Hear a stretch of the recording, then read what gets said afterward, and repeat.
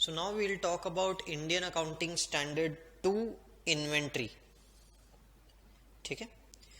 Inventory क्या होती है? Anything that is held to be sold ordinarily under ordinary course of business is inventory. यानी कोई भी चीज जो आप ऑर्डिनरली खरीदते बेचते हो वो इन्वेंट्री होती है.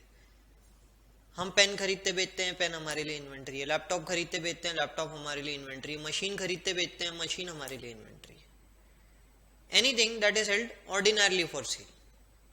पर अगर कोई चीज ऑर्डिनरली नहीं बेची जाती, कोई फिक्स एसेट पड़ा है, अपन ने बेचने के लिए निकाला, ऑर्डिनरली नहीं बेचते, अभी बेचने के लिए निकाला है, वो इन्वेंट्री नहीं है. बट इंडिया 7 के साथ हम पढ़ेंगे वो फिक्स एसेट जो रेंटल के लिए होल्ड करके बैठे हो, रेंटल के लिए, और बेचते हो, और ऑर्डिनरली यही अपना बिजनेस है, खरीदते हैं, रेंट पे देते हैं, बेच देते हैं. तो जिस दिन बेचने निकालोगे वो इन्वेंट्री हो जाएगा. जिस दिन बेचने निकालोगे, तब तक नहीं. ठीक है. तो anything that is held ordinarily for sale, यही इन्वेंट्री नहीं होता. उसे बनाने के लिए अगर कोई इन्वेंट्री होल्ड करके बैठे हो तो वो भी इन्वेंट्री होता है. मटेरियल और supplies to be consumed in production और रेंडरिंग सर्विस. प्रोडक्शन देने के लिए या सर्विस रेंडर करने के लिए, जैसे एज ए सीए आप सर्विस रेंडर करने के लिए फाइल्स खरीदते हैं, पेन्स खरीदते हैं, प्रिंटर के बहुत सारे पेपर्स खरीदते हैं, ये सब आपके लिए इन्वेंट्री है क्योंकि ये सर्विस रेंडर करने के लिए जरूरी है. Raw material in short. And those which are in process, WIP is also considered to be inventory. तो definition, finished goods, raw material, WIP, supplies सभी को लगता है. पर supplies को वो थोड़ा और आगे split करता है. supplies के बारे में थोड़ी और बातें बताता है. वो बोलता है supplies यानी, अब मैं tools की बात करूंगा. बट tools जो है वो अगर specific to fixed asset है, वैसे ये इंडिया 16 बोलता है. इंडिया 16 में कवर्ड है, हम यहीं पे कवर कर रहे हैं India 2. Specific to fix asset है अगर, and consumed in a period of more than 12 months, consumed in a period of more than 12 months, तो फिर आप इसकी अकाउंटिंग इंडिया 16 में करें. अगर इनमें से किसी एक का भी आंसर नो हो जाए तो वो इंडिया 2 में कवर हो जाएगा. मतलब स्पेसिफिक टू फिक्स एसेट नहीं है तो भी इंडिया 2, और अगर कंजम्पशन 12 महीने के ऊपर है तो भी इंडेस 2 के अंदर में कवर हो जाएगा. उन्हें भी आप इन्वेंट्री मान लेंगे. पॉइंट क्लियर है यहां तक क्या? चलिए. मटेरियल और supplies to be consumed in production और फॉर रेंडरिंग सर्विसेज. फिर वो बोलता है भैया मेजरमेंट कैसे करना है. आप देखो ये स्टैंडर्ड 3 पार्ट में है, डेफिनेशन, मेजरमेंट, अकाउंटिंग. तो मेजरमेंट में बोलता है भी कॉस्ट और NRV whichever is lower पे मेजर करना है. तो we need to know what is cost and we need to know what is NRV. पर वो बोलता है देखो जो भी मेजरमेंट टेक्निक लगाना है, कुछ एसेट्स को तो ये वाला मेजरमेंट टेक्निक मत ही लगाना. जैसे producers inventory in case of agriculture, किसान, मतलब भैया तू इंडेस 2 मत लगा, तेरे लिए इंडेस 41 है हमारे पास, तू वहां पे चले जा.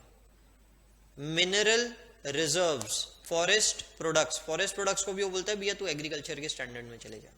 मिनरल रिजर्व्स, ये तो ऑलमोस्ट सारे इंडेस से अलग किया गया है, पर इससे रिलेटेड कोई स्पेसिफिक इंडेस अभी आने का है.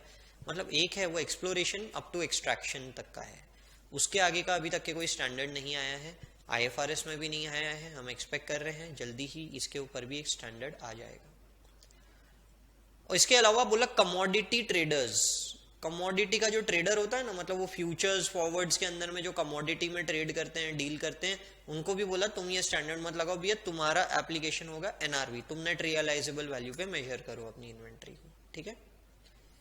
चलिए. तो आखिर ये कॉस्ट मेजर कैसे करते हैं? वो बोलते हैं कॉस्ट 3 टुकड़ों में बढ़ती है. एक परचेज कॉस्ट, एक कन्वर्शन कॉस्ट और एक other cost.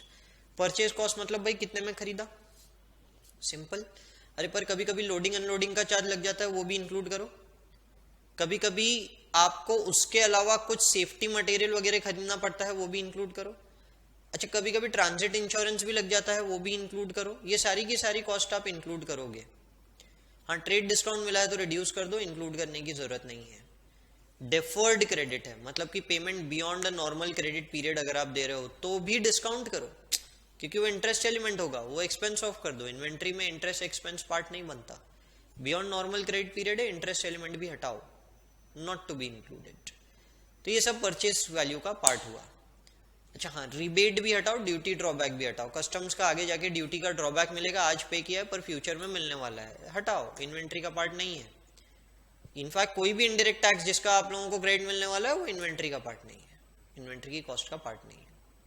Rebate, volume discount, future में आपको लग रहा है मिलने वाला है, आज नहीं मिला, कोई बात नहीं, हाँ जी हटा दो, ठीक है। तो ये सारी की सारी कॉस्ट को हम एक्सक्लूड करते हैं। फिर वो बोलता है आपको जो भी करना है ये सब आप नॉर्मल बेसिस पे करना, एबनॉर्मल बेसिस पे नहीं करना। क्या मतलब? जैसे ये पूरे कॉस्ट का टोटल आ रहा है 1 लाख रुपए, 1 लाख रुपए में हमने 10,000 यूनिट्स खरीदे, पर अफेक्टिवली इनमें से सिर्फ 8,000 गुड्स अच्छे होते हैं, अफेक्टिवली 20% नुकसान होता है, हमें 7,500 ही अच्छे गुड्स मिले। ये स्टैंडर्ड बोलता है हमको फर्क नहीं पड़ता, तुमको 7,500 ही मिले, तुम्हारा 500 का नुकसान हुआ क्यों बताओ तो। बोले अरे वो अपन ने जो रास्ता लिया था वो बहुत ही खराब रास्ता था। बोले अच्छे रास्ते से क्यों नहीं लाए? बोले यार खर्चा ज्यादा लगता है, abnormal cost, not to be included. Loading unloading के लिए फ्रेशर्स लाए थे, एक्सपीरियंस वाला आदमी बहुत पैसे ले रहा था, abnormal cost, not to be included. Material हम लोगों ने बहुत पुअर क्वालिटी का खरीदा, abnormal cost, not to be included. बोलता है कुछ भी करो ये 10,000 रुपए 8,000 यूनिट से ही डिवाइड होंगे, उसके बेसिस पे ही आपका पर यूनिट कॉस्ट आएगा। समझ में आ रहा है? अब भले आपको 7,500 यूनिट्स मिले हैं तो फिर वो बोलता है देखो इन्वेंट्री का जो भी मेजरमेंट होगा ऐसे में 10,000 यूनिट्स, 10,000 रुपए डिवाइडेड बाय 8,000 इंटू 7,500, ये होगा आपके इन्वेंट्री वैल्यूएशन का पार्ट, 9,375, ठीक है। ये हुआ आपका इन्वेंट्री, और जो बचा हुआ कॉस्ट है 625, इसको तो आप P&L में डाल दीजिए in the form of losses, खत्म। समझा? चलो आगे बढ़ते हैं। तो कॉस्ट का जो मेजरमेंट है उसमें ये सारी की सारी चीजें आती है। फिर वो बोलता है कन्वर्जन कॉस्ट में क्या क्या लेना है, फैक्ट्री ओवरहेड्स, वेरिएबल भी, फिक्स्ड भी। सर फिक्स्ड कैसे लेना है? तो फिक्स्ड का एक फॉर्मूला ले लो, उसके बेसिस पे लेना है। Fixed overhead is per unit बोल देता हूं, fixed overhead cost divided by actual production और normal production whichever is higher, normal capacity whichever is higher. क्या मतलब? 1 लाख रुपए का फिक्स्ड ओवरहेड है, नॉर्मली हम 10,000 यूनिट्स बनाते हैं, तो 10,000 यूनिट से डिवाइड करो। इस बार 8,000 ही बनाई सर, क्यों? नॉर्मल कैसे आया? Market demand based on past sales. Past sales बताते हैं कि इतना प्रोडक्शन अपना बिक जाता है, तो अपन ने इस बार भी 10,000 बना सकते थे क्योंकि बेच सकते थे, पर 8,000 ही बनाया। क्यों? ब्रेकेज हुआ होगा मशीन का, लेबर ने बराबर काम नहीं किया होगा, स्ट्राइक पे चले गए होंगे, कुछ भी हो सकता है। तो ऐसे में हम लोगों ने डिविजन 8,000 से ही, 10,000 से ही करना है, 8,000 से नहीं करना है, वो एबनॉर्मल कॉस्ट है। अब आपने 8,000 ही बनाए तो 80,000 रुपए इन्वेंट्री का पार्ट है और 20,000 रुपए P&L में हम एक्सपेंस ऑफ कर देंगे। समझ में आया? फिर आगे बढ़ते हैं। सपोज 12,000 यूनिट्स बना दी। बोले अरे क्यों? बोले इस बार लग रहा है डिमांड ज्यादा है। अच्छा, यानी पास सेल्स गलत डेटा दे रहे हैं, कोई बात नहीं, 12,000 से डिवाइड करो, 12,000, 10,000 नहीं, 12,000। एबनॉर्मल गेन का कॉन्सेप्ट नहीं है यहाँ पे। सो कॉस्ट और NRV whichever is actual production और normal capacity whichever is higher, यानी ज्यादा प्रोडक्शन कर रहे हो तो उससे डिवाइड करो, कम प्रोडक्शन कर रहे हो तो नॉर्मल कैपेसिटी से डिवाइड करो, ठीक है।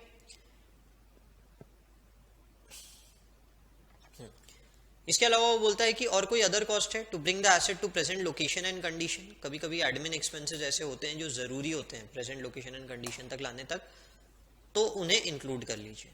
क्या नहीं करना? कोई भी एबनॉर्मल वेस्ट, वो मैंने आपको बताया। स्टोरेज कॉस्ट, पर स्टोरेज कॉस्ट कभी कभी अलाउ किया जाता है when it is necessary for conversion process. अब इसको अच्छे से समझ लीजिए। रॉ मटेरियल खरीदा, हमको लग रहा था आगे जाके नहीं मिलेगा, तो स्टोरेज कॉस्ट लग रही है, नहीं अलाउड है इंक्लूड करना। क्या जरूरी है स्टोरेज फिनिश गुड्स बनाने के लिए? Answer is no. WIP पड़ा है, रखना पड़ता है, वाइन 2 ईयर ओल्ड वाइन तो 2 साल तक रखना पड़ता है, तो ये हम लोग इन्वेंट्री में इंक्लूड करते हैं, ये अलाउड है।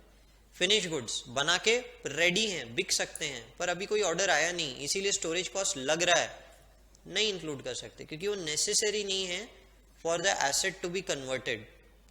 तो सिर्फ WIP के केस में ध्यान में रखिए स्टोरेज कॉस्ट ऐड करना अलाउड है, बाकी किसी के भी केस में अलाउड नहीं है। एडमिन ओवरहेड अलाउड नहीं है, सेलिंग ओवरहेड कॉस्ट अलाउड नहीं है। मैंने एडमिन ओवरहेड अदर कॉस्ट में बोला, मैंने बोला अगर वो जरूरी है to bring the asset to present location and condition, बाकी और कोई भी नहीं। क्लियर है यहाँ तक? क्या? चलिए, मेजरमेंट टेक्निक्स बताई गई है स्टैंडर्ड में, दो तरीके की टेक्निक्स है जिनके ऊपर आप मेजरमेंट कर सकते हो, एक होता है स्टैंडर्ड कॉस्ट टेक्निक और एक होता है आपका रिटेल मेथड। एब्जॉर्प्शन कॉस्टिंग अगर आप लगा सकते हो well and fine, that is the best technique. नहीं लगा सकते तो एक ऐसी एंटिटी जिसके लिए एब्जॉर्प्शन कॉस्टिंग लगाना बहुत दिक्कत वाला काम है, स्पेसिफिकली WIP में इशू होता है, तो स्टैंडर्ड कॉस्टिंग, जो स्टैंडर्ड कॉस्टिंग में पढ़े हो, प्री डिटरमाइंड प्राइसेस के बेसिस पे इन्वेंट्री का वैल्यूएशन कर लो। और ये जो अपना रिटेलर होता है, अब रिटेलर के अंदर में रिटेलर कैसे मेजर करेगा इन्वेंट्री को, उसको तो दिक्कत हो जाएगी। उसको क्या दिक्कत हो जाएगी, 4 से 5 हज़ार तरीकों के तो प्रोडक्ट्स रखता है वो, हर एक पे cost of NRV which lower में स्पेसिफिकली लगाने गया तो दिक्कत हो जाएगी उसको, इसलिए वो रिटेल मेथड नहीं लगा सकता, वो ग्रॉस बेसिस पे लगाता है। ग्रॉस बेसिस यानी उसने 1 लाख के गुड्स खरीदे जिनकी MRP 2 लाख रुपए है, इसमें से उसने 1,50,000 के गुड्स बेच दिए, तो 50,000 का अभी भी इन्वेंट्री में पड़ा है, पर ये 50,000 तो सेल वैल्यू है, तो बोलता है इन्वेंट्री का वैल्यूएशन इसी रेशियो में होगा, 1 लाख का cost multiplied by 0.5 divided by 2 lakh, weighted average 25,000। हो सकता है आपके पास कुछ ओपनिंग स्टॉक भी पड़ा हो, 25,000 का था जिसकी रिटेल वैल्यू 30,000 थी और अपन ने 180 के गुड्स बेच दिए, तो बोलता है ठीक है ना, वेटेड एवरेज ही तो लगाना है, 1.25 multiplied by 0.5 divided by 2.3 weighted average total MRP। ठीक है, तो इन्वेंट्री का वैल्यूएशन इस तरीके से करेंगे,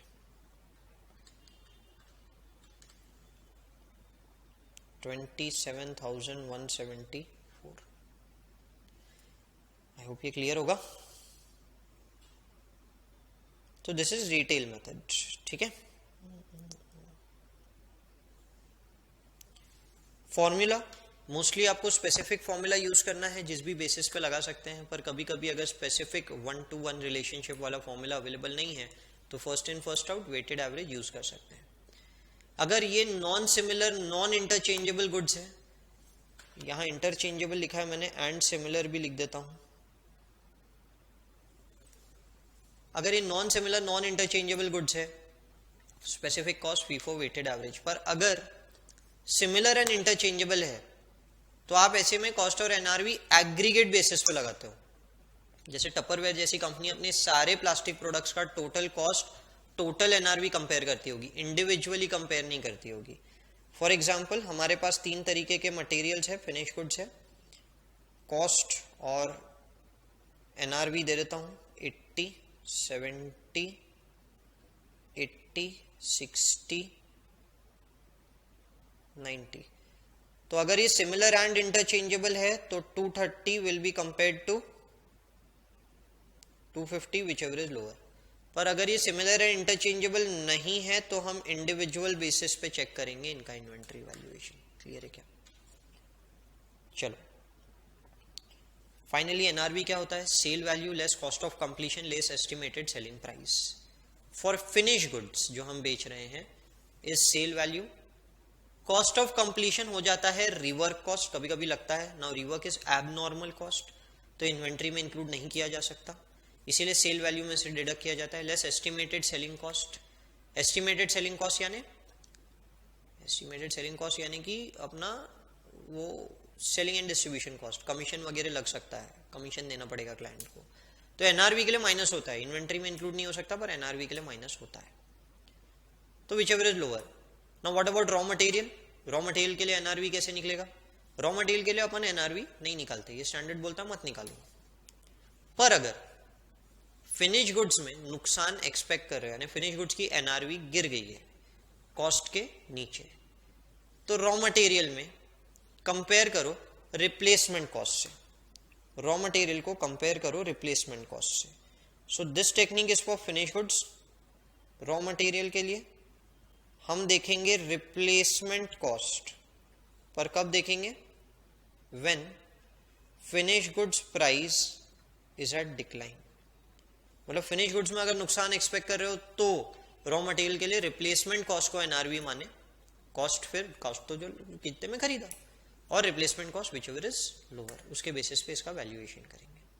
ठीक है, रिकॉग्निशन, फाइनली हम अकाउंटिंग एस्पेक्ट पे आते हैं। वो बोलता है सिंपल है, जैसे जैसे गुड्स बिक गए उतने उतने से इन्वेंट्री को कम करो, inventory is an asset, credit करो और उतने से पीएनएल डेबिट करते जाओ, यानी कॉस्ट ऑफ सेल्स पीएनएल के अंदर कॉस्ट ऑफ सेल्स आता है। अगर कॉस्ट और एनआरवी विचएवर इज लोअर पे एनआरवी पे वैल्यू कर दिया, अपने बुक्स में इन्वेंट्री कॉस्ट पे दिख रही है, 1 लाख की गुड्स की 80,000 वैल्यू हो गई, 20,000 रुपए क्रेडिट करो, पीएनएल डेबिट कर दो, एक्सपेंस। पर सपोज आगे जाके आपको लगता है नहीं वापस एनआरवी बढ़ गई है, कभी कभी हो सकता है ना, एक बार की वैल्यू गिर गई, जैसे हमारे पास लैपटॉप्स थे, नई टेक्नोलॉजी आई, एकदम से हमारे लैपटॉप्स की प्राइस गिर गई, नई टेक्नोलॉजी फेल हो गई, हमारे लैपटॉप की प्राइस वापस से बढ़ गई। तो ये जो हमारी वापस से प्राइस बढ़ी है, इसमें वो बोलता है कि आपने जो पहले एनआरवी वैल्यूएशन किया था वो दिस कॉल्स फॉर रिवर्सल। तो अब पीएनएल को क्रेडिट करो और इन्वेंट्री वापस से डेबिट करो उतने ही अमाउंट से जितने से पहले किया था। पर ये उस साल करना जिस साल सिचुएशंस चेंज हुई, this is not error, estimate change हुआ है, इसीलिए जिस साल ये एस्टिमेट्स बदले उस साल आप ये एस्पेक्ट चेंज करेंगे। आई होप ये पूरा का पूरा क्लियर होगा। This is the complete summary about Indian accounting standard 2।